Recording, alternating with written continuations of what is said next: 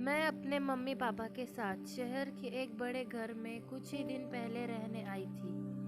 मेरे mummy papa दोनों सरकारी नौकरी करते थे। बड़ा घर होने के कारण काम के साथ साथ पूरे घर की देखभाल कर पाना मम्मी पापा के लिए बहुत मुश्किल था।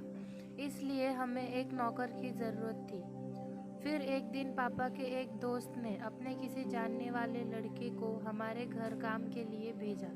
उसकी उम्र 24 से 25 साल की थी।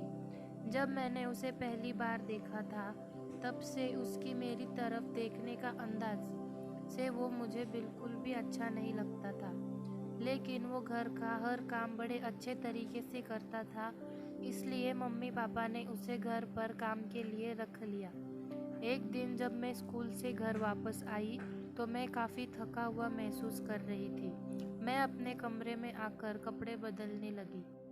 मुझे लगा जैसे कोई खिड़की से छिपकर मुझे देख रहा है।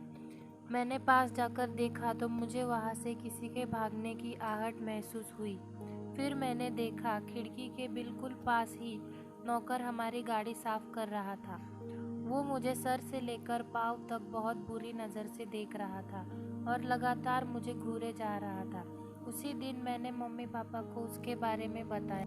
मुझे नौकर की हरकतें बिल्कुल ठीक नहीं लगती, लेकिन मम्मी काम में इतना बिजी रहती थी कि उन्होंने मेरी बात पर ध्यान नहीं दिया। फिर एक दिन सुबह थोड़ा लेट उठी क्योंकि उस दिन मुझे स्कूल से छुट्टी थी।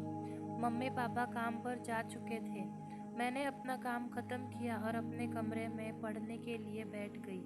तभी नौकर मेरे कमरे में आया और पूछने लगा कि खाने में क्या बनाऊँ। मैंने कहा कुछ भी बना दो।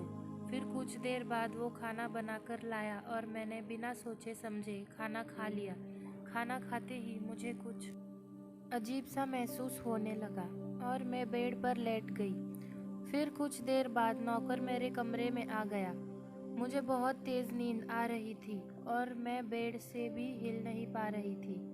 मुझे सब कुछ धुंधला सा दिखाई दे रहा था। नौकर मेरे पास आया और पूछने लगा, क्या आप ठीक हो मैडम? मैंने उसे बताया मेरी तबीयत खराब हो रही है, प्लीज़ डॉक्टर को फ़ोन करके बुला लो।